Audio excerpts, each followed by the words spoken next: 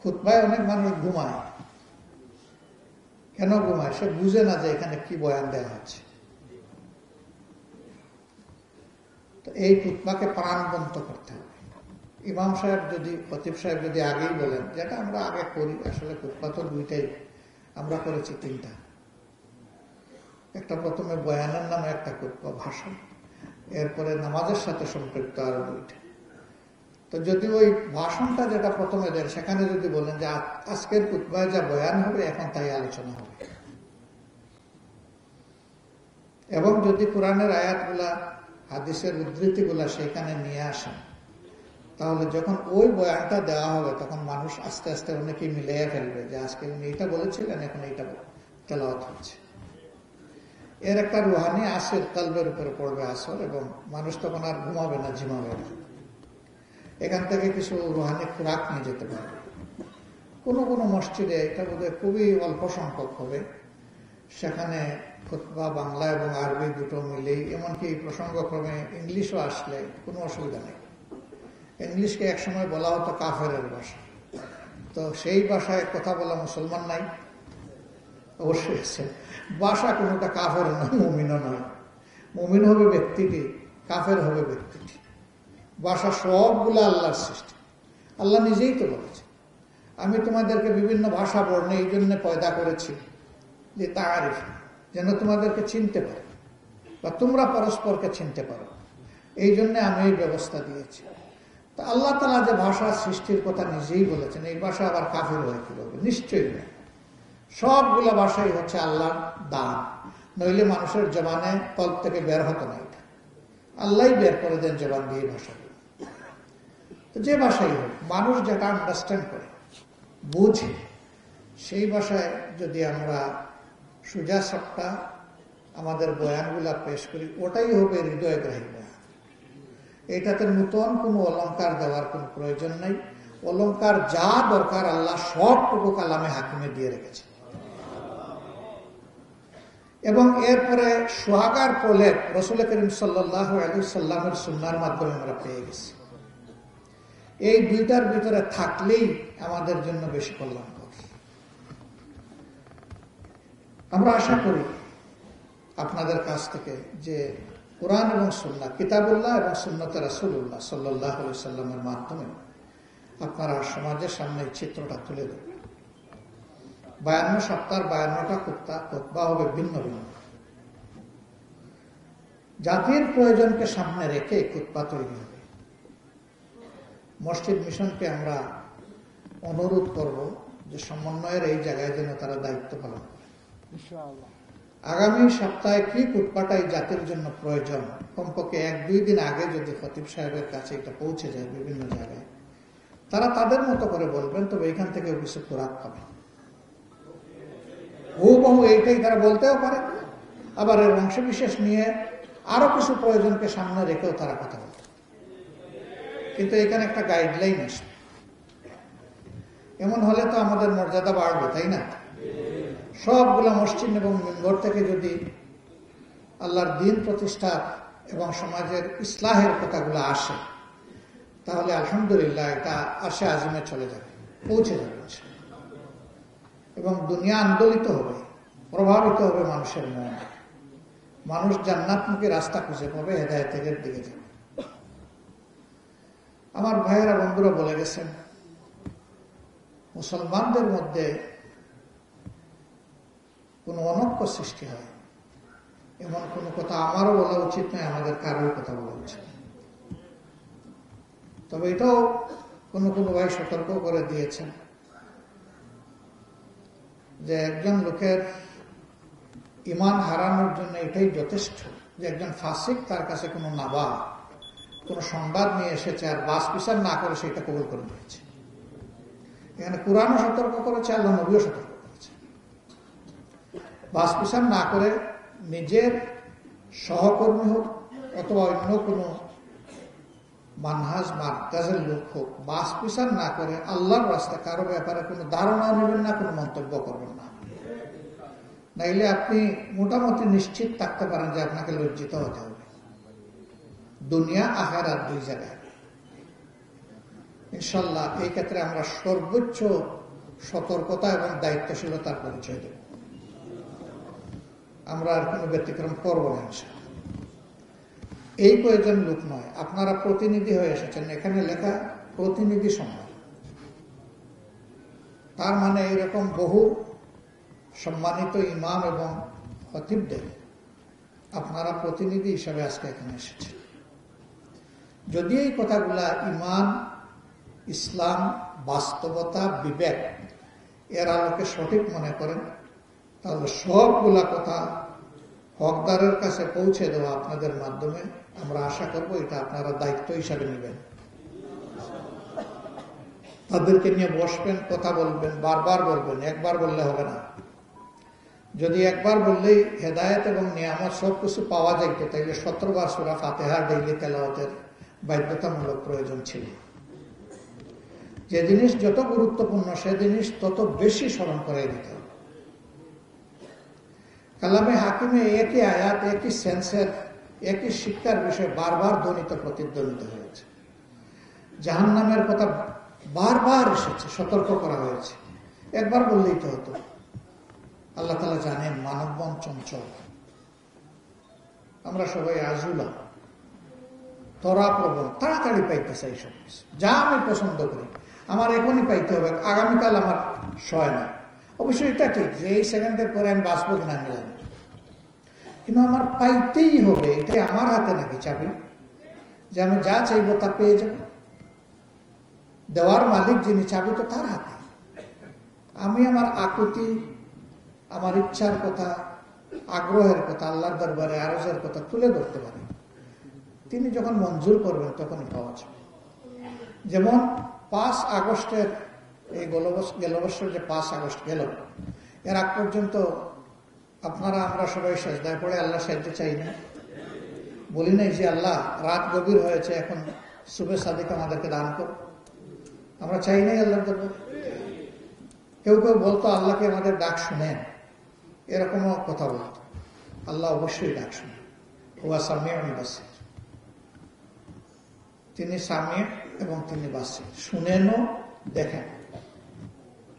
ঠোঁট যে নড়ে, চোখের পাতা নড়ে, ভিতরে যে অঙ্গ প্রত্যঙ্গ নড়াচড়া করে, সব আল্লাহ দেখেন।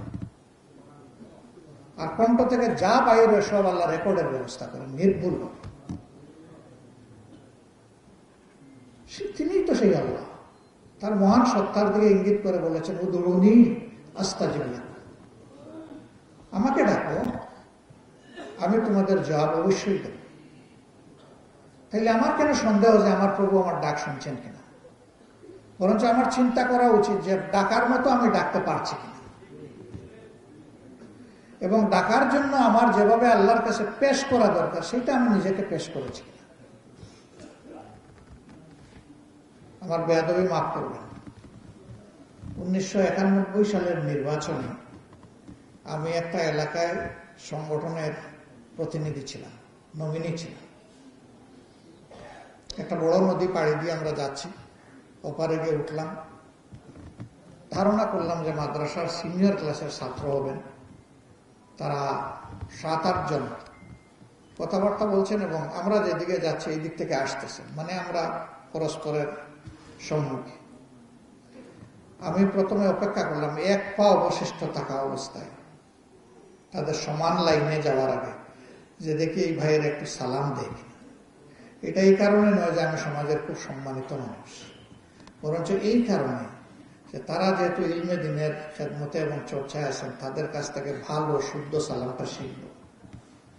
তারা দিলেন না, আমি খুব জোরে সালাম দিলাম। তারা অনেকেই জবাব দিলেন, একজনে জবাব দিলেই কিন্তু অনেকেই দিয়েছে।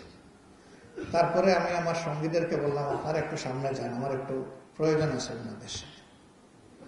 আমি চাইলাম না উলামায়ে কেরামের সাথে আমার একটা সুলে হোক আমার ভাইদের সামনে, কারণ ওনাদেরকে আমি সম্মান করি আল্লাহর জন্য, আল্লাহর দিনের জন্য। ভাইয়েরা চলে গেল, গিয়ে একটু দাঁড়াইছে, না আরো সামনে যান, আমার কথার আওয়াজ যাতে তারা শুনতে না পারেন এমন দূরত্বে তাদেরকে পাঠাই দেয়। দিয়ে বললাম যে 2 দিক থেকে আমরা 2 দল মুসলমান আসছিলাম, আপনারা একদিক থেকে, আমরা আরেক দিক থেকে। সংখ্যায় আপনারা কম, আমরা বেশি, এবং বয়স যদিও সালামের জন্য কোনো ফ্যাক্টর না, তবুও বয়সে আপনাদের চাইতে এখানে অধিক বয়সী অনেক মানুষ ছিলেন। আপনারা একটু সালাম দিলে একটু শুদ্ধ সালাম আমরা শিখতে পারতাম। তারা একটু লজ্জা পাইলেন এবং বললেন যে এটা আমাদের ভুল হয়ে গেছে। বললাম না, এটা আপনাদের ভুল না, এটা আমাদের সংস্কৃতির অংশে পরিণত হয়েছে। প্লিজ, আমি আগে মাপ চেয়ে নিছি। আপনি কোরআনের খাদেম, আপনি ইমাম সাহেব, আপনি খতিব সাহেব, সাধারণ মানুষ আপনাকে সালাম দিবে, এটা যদি আপনি অপেক্ষা করেন, আপনি নিজের উপরে ইনসাফ করছেন। আপনার আমার মর্যাদা রাসূল করিম সাল্লাল্লাহু আলাইহি সাল্লামের পায়ের তলার একটা ধুলার ওজনের মর্যাদা রাখে না। তিনি শিশুদেরকে সালাম দিতেন, কিশোরদেরকে দিতেন, যুবকদেরকে দিতেন, প্রৌঢ়দেরকে দিতেন, বয়স্কদেরকে দিতেন। আমাদের সমস্যা কোথায়? আমাদের সমস্যার কারণে কি হয়েছে? ইসলাম আলাইকুম, ইসলাম আলাইকুমের চর্চা হয়েছে, কিন্তু যদি আমরা আমাদের সম্মানিত উস্তাদদের মুখ থেকে, আম্মায়ে কেরামের মুখ থেকে যদি সালামগুলো শুনতাম, তাহলে অবশ্যই আমরা বলতাম আসসালামু আলাইকুম ওয়া রাহমাতুল্লাহ, যেটা আল্লাহ তাআলা এবং আল্লাহ নবীর পক্ষ থেকে আমাদেরকে এনাম করা হয়েছে, হাদিয়া করা হয়েছে। আমরা সেটা শিখতাম। আমি চাই আপনাদের মাধ্যমে সালামের ক্ষেত্রে একটা বিপ্লব শুরু হোক, এবং আপনারা পারবেন ইনশাআল্লাহ। এই এক সালাম মানুষের কলকে যে কত নরম করে দেয়, সুবহানাল্লাহ। আমরা আমাদের বহু দায়িত্বশীল পেয়েছি, বহুদিন চেষ্টা করে আগে সালাম দিতে পারিনি। তারা আমাদেরকে হাতে ধরে এগুলোই শিক্ষা দিয়েছে। আপনারা ইনশাআল্লাহ সমাজকে এই শিক্ষাটা দিতে পারবেন, এটা আমার বিশ্বাস। আপনাদের পবিত্র মুখগুলো দেখে আমি আরো বেশি অধিক বিশ্বাসী এবং আত্মপ্রত্যয়ী হয়ে উঠেছি। আপনারা যখন এর চর্চা করবেন, আলহামদুলিল্লাহ, সমাজে আল্লাহর রহমত জোড়া শুরু হবে। কারণ এখানে সালামই তো বলা হচ্ছে, আসসালামু আলাইকুম ওয়া রাহমাতুল্লাহ। আপনার উপর শান্তিও হোক আর রহমত বর্ষণ। তা আল্লাহ সামিউন বাসির, এবং যিনি বলছেন যে আস্তাজিব লাকুম, তিনি কি আমাদেরকে রহমত দিবেন না? তাইলে রহমতের সমাজটা ভরে যাবে। আমার সব কথা বলা উদ্দেশ্য নয়, সিম্বলিক কথাগুলো আপনাদের খেদমতে আমানত হিসাবে রেখে দিলাম। আমি চাই মদিনার মসজিদের সৌন্দর্য ইলমি এবং আখলাকি দুই দিক থেকে আপনারা হবেন আমাদের উস্তাদ, আপনারা হবেন আমাদের অগ্রগণ্য। আপনারা যেমন মেম্বরে ইমামতি করবেন, ইনশাআল্লাহ অদূর ভবিষ্যতে আপনারা সমাজেও ইমামতি করবেন ইনশাআল্লাহ। এই জায়গা যেদিন দেখব, সেদিন আল্লাহ তাআলার সিজদায় পড়ে কাঁদতেই থাকবো, শুকরিয়া আদায় করে। ওই দিনের অপেক্ষায় আছি। অতএব কিতাবুল্লাহর চর্চা এবং সুন্নতে রাসূলুল্লাহর চর্চা আর ইত্তেবা, এটা আল্লাহ তাআলা আপনাদের সবাইকে এক একজনকে মডেলে পরিণত করে দিন, এবং আপনাদের মাধ্যমে এই জমিনকে আল্লাহ উপকৃত করুন। আমার ভাইয়েরা যে কথাগুলো বলেছেন, ওগুলা সব আমার মনের কথা। এই জন্য ওই দিকে আমি আর গেলাম না, দুই একটা শুধু আমি আবার রিপিট করেছি। আজকের এই সম্মেলনটা সার্থক হবে যদি আমরা যা এখানে বসে আলোচনা করলাম, মুহাক্কিক উলামায়ে কেরাম যে নাসিহা এখানে পেশ করলেন, আমাদের মতো অযোগ্য লোকেরা সাহস করে যে দুই এক কথা বলে ফেললাম, যদি এই কথাগুলো আল্লাহর দরবারে মঞ্জুর এবং মকবুল হয়, তাহলে আজকের এই আয়োজন সার্থক। জমিনে সার্থকতা পাবে যদি আমি এবং আমরা এই কথাগুলোর উপরে সত্যি আমল করতে পারি, তাহলে জমিনও ইনশাআল্লাহ সার্থক হবে এটার জন্য। আল্লাহ আপনাদের উসিলায় বাংলাদেশের চেহারাটা পরিবর্তন করবে। আমি আপনাদের আবার বলছি, আপনাদের মানে এই কয়েকজন মানুষ নয়, সমস্ত উলামায়ে কেরাম। আল্লাহে আমার কাছে কোনো কওমি নাই ভাই, আমার কাছে কোনো আলিয়া নাই, আমার কাছে উলামায়ে কেরাম, আলহামদুলিল্লাহ। আমি এটা মানব না। কওমি আলিয়া আল্লাহ এইভাবে সৃষ্টি করে পাঠানো। এটা কারো না কারো সৃষ্টি। এর যদি ভালো কিছু থাকে আমরা পেয়ে গেছি, এর যদি ক্ষতির কোনো দিক থাকে ওটাও আমরা পেয়ে গেছি। এখন আমরা আল্লাহ তাআলার হুকুমকে ধারণ করে আমরা সবাই এক ইনশাআল্লাহ। আমি বড় সাহায্য চাই এই জায়গাটায়, আপনারা প্রাণ ভরে একটু সাহায্য করেন। উলামায়ে কেরাম তারা যদি এক হয়ে যান ইনশাআল্লাহ বাংলাদেশ জান্নাতের বাগানে পরিণত হবে। কারণ এখনো দেখেন পরিবর্তিত দেশে সমাজে নতুন বাংলাদেশ যেটা বলা হচ্ছে, কিছু না কিছু অন্যায় অপরাধ তো বিভিন্ন ক্ষেত্রে হচ্ছে, কিন্তু আল্লাহর মেহেরবানি আজকে পর্যন্ত আমি কোনো আলিমের বিরুদ্ধে কোনো অভিযোগ শুনিও নাই, দেখতেও পাইনি। তারা কি মজলুম কম হয়েছেন ভাই? তারা জীবন দেন নাই, উলামায়ে কেরাম শহীদ হন নাই, তাদের উপরে জুলুম করা হয় নাই, তাদের পায়ে ডান্ডাবেড়ি পরানো হয় নাই, রমজান মাস পুরাটা মাস জুড়ে তাদেরকে রিমান্ডে নিয়ে মানসিক শারীরিক কষ্ট দেওয়া হয় নাই, সব হয়েছে। তাইলে তারা কিভাবে শান্ত থাকলেন? কারণ তারা বিশ্বাস করেন যে জমিনের প্রত্যেকটি মানুষ আমাদের কাছে আমানত। তারা এটাও বিশ্বাস করেন হিংসার মাধ্যমে আল্লাহর কাছে ভালো কিছু পাওয়া যায় না। তারা এটাও বিশ্বাস করেন বাড়াবাড়ি কোনো মুমিন বান্দা করতে পারে না। এই জন্য আল্লাহ তাআলা এই সবর এখতিয়ার করার তৌফিক দান করেছে। এত কষ্টের পরে যারা সবর ধারণ করতে পেরেছে, আল্লাহ যদি মানুষের মনে এই লোকগুলার প্রতি ভালোবাসা পয়দা করে দেন আর দেশ পরিচালনার দায়িত্ব তাদের হাতে আসে, ইনশাআল্লাহ মানুষের জীবন, মানুষের সম্পদ, মানুষের ইজ্জত, এই তিনটা ইনশাআল্লাহ তখন বেঁচে যাবে এবং নিরাপত্তা লাভ করবে। নারীরা পাবে, পুরুষরা পাবে, আবাল বৃদ্ধ বনিতা পাবে, সকল ধর্মের মানুষ পাবে। এখানে মানুষে মানুষে আর হিংসার কোনো ভাব থাকবে না। ধর্মের হিসাব আল্লাহ নেবেন। ইন্না ইলাইনা ইয়াবাহুম সুম্মা ইন্না আলাইনা হিসাবাহুম। এদের সবাইকে আমার দিকেই তো আসতে হবে, আর এদের হিসাব নেওয়া তোমাদের নয়, আমার দায়িত্ব। আল্লাহ তাআলা নিজে ঘোষণা দিয়েছে, ওটা ওখানে দিয়ে রাখি। আমরা আমাদের আমলে কওলে দুই দিক থেকে চেষ্টা করি ইসলামের সৌন্দর্য ফুটিয়ে তোলার। এতে যদি কেউ আকৃষ্ট হয়ে সে আল্লাহর দ্বীনকে, হেদায়েতকে কবুল করে, সেও সৌভাগ্যবান, আমিও সৌভাগ্যবান। কিন্তু এর বাইরে আর কিছু করার কোনো এখতিয়ারও নেই, দায়িত্বও নেই। এখানে কোনো জোরাজুরির কোনো জায়গা নেই, বরঞ্চ মানুষকে ভালোবাসার দায়িত্ব আমাদের।